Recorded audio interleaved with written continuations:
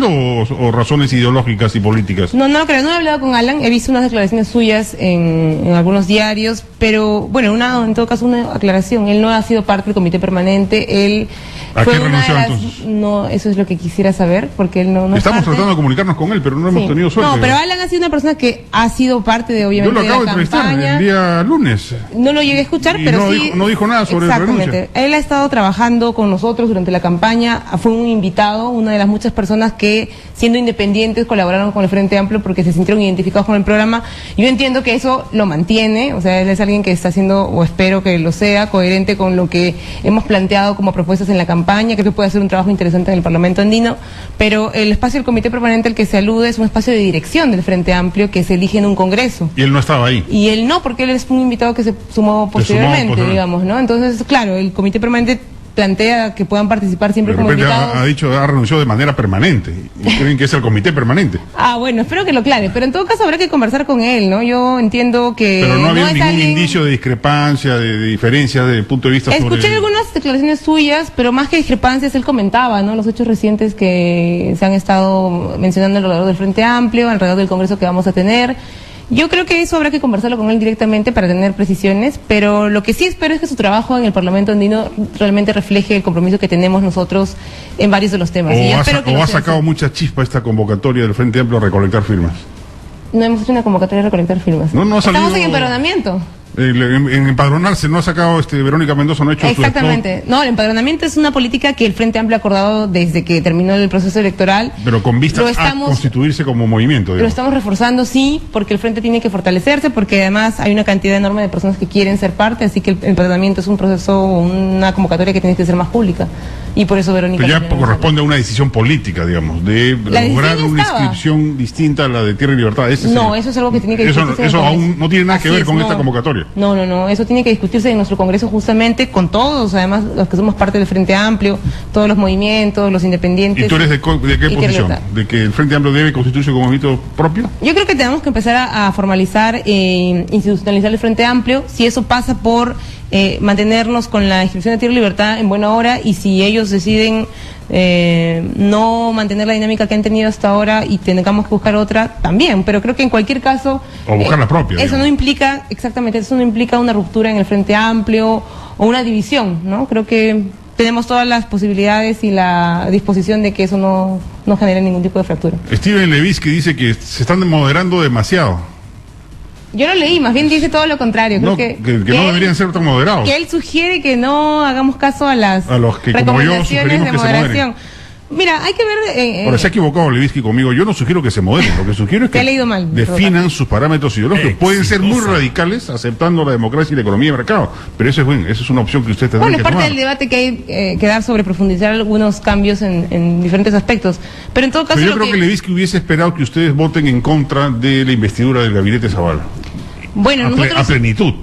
Sí, nosotros lo que hemos planteado es una serie de observaciones, porque la investidura en todo caso era un momento en el que la ciudadanía y nosotros en particular en el Congreso podríamos haber tenido detalles sobre las propuestas que ellos que están planteando. Y había varios aspectos sobre los cuales no se dio respuesta a una serie de cosas que yo creo que son muy importantes. O sea, toda la política de formalización que ellos han anunciado y que a mí me parece de lo más interesante que están anunciando, no se detalló. O sea, simplemente se puso una meta que creo que es súper ambiciosa, pero nadie sabe cómo necesariamente se va a llevar a cabo, que es 60% de trabajadores. Bajar de 30 a 60. ¿Te imaginas? O sea, eso es un montón, y eso en verdad significaría un cambio sustancial, no solamente a nivel económico, cultural, en fin, institucional. ¿Cómo se va a hacer eso en 5 años? Yo me gustaría saberlo. Me hubiera gustado realmente que el gabinete lo respondiera. El sector trabajo en realidad no respondió casi ninguna pregunta. Entonces, ¿para qué le dieron pues la investidura? Pero escúcheme, no es un solo sector el que está involucrado en esto. Creo que se respondieron varios otros temas que a mí me parecen también sustanciales, pero en ese aspecto no. Entonces sí tenemos una serie de observaciones, si tú quieres, que están pendientes. Igual es un gabinete que tiene que empezar a trabajar para que justamente esas preguntas que nosotros hacemos, y no solamente tienen que ver con un momento que es el de la presentación en el Congreso, se puedan responder. Ahora, se viene el segundo escenario en el cual van a tener que manifestarse ustedes en el pedido de facultades. Así es. Nosotros hemos dicho, por ejemplo, que nos gustaría que de la misma forma se vaya anunciando cuáles son los temas en los que se va a solicitar esas facultades. Se ha hablado, por ejemplo, de la política anticorrupción. A mí me parecería importante que sí venga un paquete integral de medidas para frenar la corrupción o para combatir la corrupción, que, claro, cuando tú las discutes a través de un pedido de facultades, en realidad es mucho más fácil encontrar un consenso y hacer reformas integrales, porque estos debates, cuando se dan en el Congreso, a veces empiezan a ser recortados, ¿no? Tienen una dinámica mucho más dispersa. Igual en el caso de las políticas que tienen que ver con la seguridad ciudadana, también nos gustaría saberlo. Pero hay otras que tienen que ver con materia económica, en las que yo sí creo que todavía no hay claridad, todavía no hay necesariamente consensos que hacen falta. Yo tengo una hipótesis. Yo creo que la aspereza que el fujimorismo ha decidido tener respecto del gobierno de modo permanente, yo no creo que eso vaya a variar con los años, ha descolocado al Frente Amplio. No saben qué formato elegir para expresar su posición respecto del gobierno. El fujimorismo les ha quitado las banderas de la cabeza de la oposición. Mira, el fujimorismo, como lo he dicho, tiene un perfil opositor. ¿Para ustedes hubiese sido el escenario ideal un pacto del gobierno con el fujimorismo? Mira, yo creo que en varios aspectos de la política de gobierno, de la política económica, lo van a tener, y lo tienen, sin duda, ¿no? Sobre eso no se discute mucho, más allá de algunas,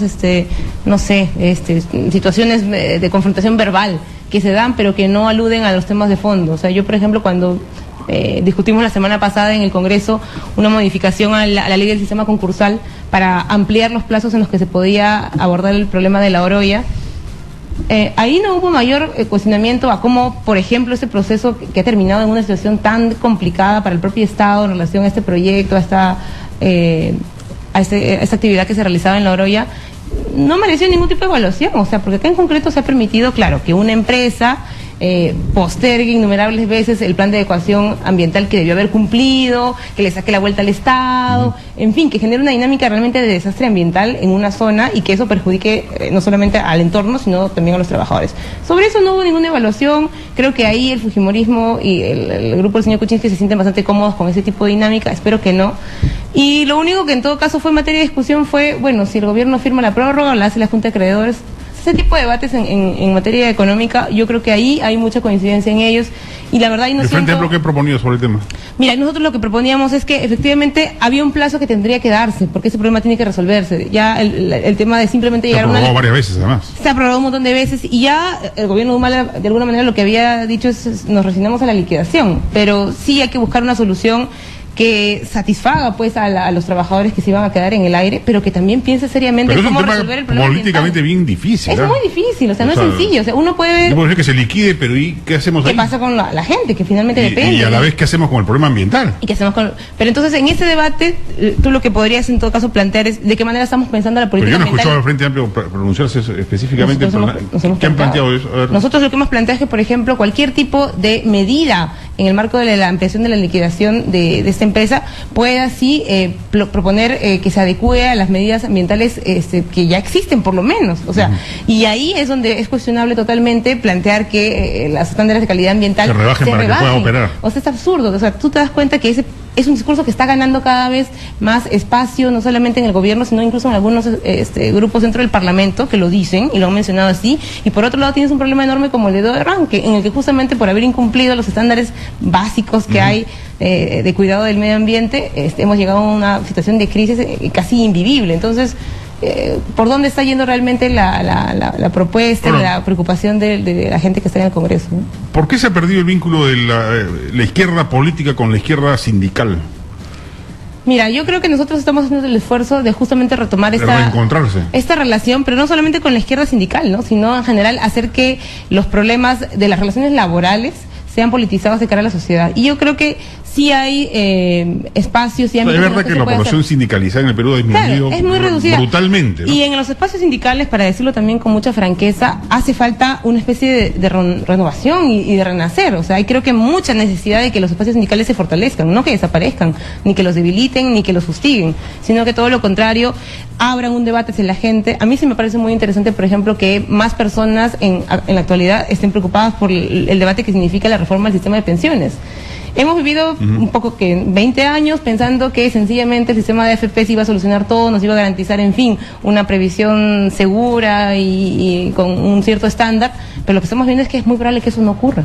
Y entonces ahí tiene que haber un debate más bien más amplio de cara a la sociedad, con expertos, con sociedad civil, con usuarios, en fin, que pueden ser afectados, que participe de ese debate, ¿no? Y eso es lo que nosotros también estamos planteando, ¿no? Que haya una reforma de pensiones en la que participe la gente. Y ahí me preocupa también un poco lo que ha dicho el gobierno, ¿no? Ellos han formado una comisión de expertos. Yo creo que el gobierno lo que quiere es retornar al statu quo. Yo no sé si piensan reformar algunas modificaciones. Yo lo que pienso es que van a tratar simplemente de hacer algunos cambios muy superficiales, ese tema de los retiros, en fin, para poder acotar el tema de los retiros. Exactamente, tranquilizar a algunos sectores que están por lo menos tratando de ver cómo usan algún mínimo. Pero yo confío que el Frente Amplio, que va a ser es un embrión liberal, va a impedir que eso ocurra. Mira, el Frente Amplio lo que tiene que hacer, más allá de si simplemente nos adaptamos o no a algún tipo de perspectiva particular, es pensar en que tenemos que tener una reforma integral. O sea, y lo estamos viviendo como algo en lo que no estamos como país aislados. O sea, lo de Chile es tremendo. Sí, claro. ¿No? Y es el modelo en realidad en el que nosotros nos vimos reflejados con mucha esperanza y siempre quisimos ser como Chile en ese tema, y de alguna manera el sistema peruano de pensiones en lo privado tenía mucho que ver con lo chileno, y ahora que se está cayendo deberíamos repensar seriamente cómo empezamos un proceso de reforma serio, ¿no? Y en el que por lo menos recojamos algunas recomendaciones de los convenios internacionales que hemos firmado, o sea, que haya una financiamiento tripartito, o sea, esto que ocurre en el que el trabajador simplemente aporta y no las empresas y no el Estado se hace cargo también de cierta dinámica de previsión social. Yo creo que eso ya es algo que podemos entrar a discutir. Hay mucho terreno por sembrar ahí, ¿no? En materia económica, la lucha contra los monopolios. Si queremos ser miembros de la OCDE, nos van a exigir una ley antimonopolios. Totalmente. En el Perú no existe. Totalmente. Yo, por ejemplo, creo que ahí hay algunas cosas que van a terminar pisando callos. Sí, claro. De quienes sienten que no hay que discutir esos temas y en que su dinámica y ahí recuperar la vena inicial original de Carlos Malpique y de Javier Descanseco, que enfilaron sus baterías contra estos enjuagues mercantilistas de grandes grupos de poder. Totalmente. Claro, bajo una lógica con la cual yo puedo discrepar, porque ellos creían que eso debía ser sustituido por un esquema distinto, estatal, pero igual la vena original era válida.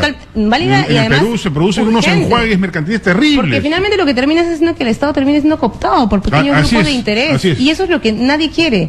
Y eso es en verdad lo que nadie está discutiendo. Y cuando decimos esto, bueno, se habla, no, entonces estamos en contra de la inversión, estamos en contra del desarrollo económico, y no es así. Lo estamos planteando de otra manera.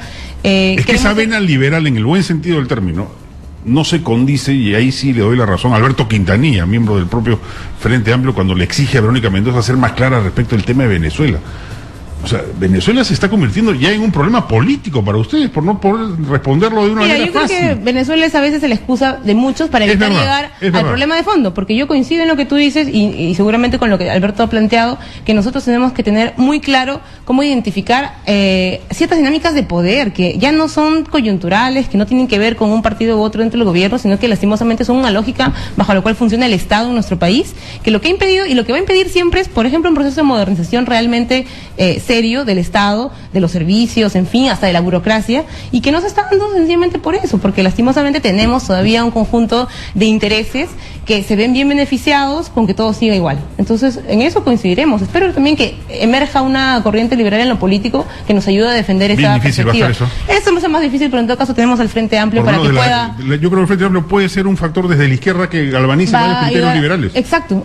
A mí me parece bien, porque creo que lo que queremos es justamente un país que rumbo al bicentenario empiece a ser una república realmente, y que no lo es en muchos aspectos, lastimosamente, y trabajar en eso. Ahora, debe ser difícil para la izquierda en el Perú tratar de enraizarse en los sectores populares, siendo estos, o buena parte de ellos, tan, no solo derechistas, que eso a mí me parece bien en todo caso, sino tan conservadores. Sí. O sea, la prédica de alguien como Monseñor Cipriani no es aislada, tiene impacto. Tiene un impacto, pero también tiene una respuesta, ¿no? Y la respuesta ahora, creo que es mucho más pública que hace un tiempo, en el cual seguramente, claro, nos molestaba que pudiera cometer ese tipo de ligerezas. Esa derecha está perdiendo terreno. Está perdiendo terreno y está haciendo, creo que cada vez más amplio los sectores que apuestan a que, no sé, debates de ese tipo no se den bajo ese tipo de lógicas. En todo caso, uno puede discrepar ciertamente y uno puede seguramente tener una idea sobre ciertos temas, en fin, los derechos sexuales, reproductivos, el Estado laico, pero ese debate tiene que darse sobre lógicas que justamente piensen una dinámica republicano, en fin, ¿no? Entonces, yo creo que se está avanzando. Creo que va a ser un cambio que se va a dar todavía en un par de generaciones más, pero yo no lo veo como algo en lo que estemos regresando, todo lo contrario, se está avanzando mucho, se está avanzando muchísimo y tenemos una O sea, responsabilidad. no ves un impulso retardatario, por el contrario. Ves Yo creo que hay una impulsos ofensiva, progresistas. creo que hay una ofensiva fuerte de los sectores que siempre han tenido más bien el control en ciertos temas y que son ciertamente conservadores por mantener su cuota de poder. Pero también estoy viendo que los sectores que apuestan por una dinámica mucho más progresista están teniendo más espacio y están siendo transversalmente más amplios, ¿no? Porque ya no son únicamente en un cierto espacio dentro de la academia, en una cierta élite partidaria, sino que están siendo más transversales. Hay gente de derechas e izquierdas que comparte esas ideas. A mí eso me parece muy positivo. Ojalá que eso más bien siga creciendo y fortaleciéndose. Muy bien, Indira, yo te agradezco mucho que nos hayas acompañado nuevamente aquí en Radio Exitosa. La congresista Indira Wilca, de Frente Amplio, ha estado aquí en los estudios de Radio Exitosa. Vamos a una pausa y regresamos de inmediato con el almirante Jorge Montoya y el general Otto Wibovich para hablar sobre el tema de las Fuerzas Armadas. En un instante, estamos de vuelta.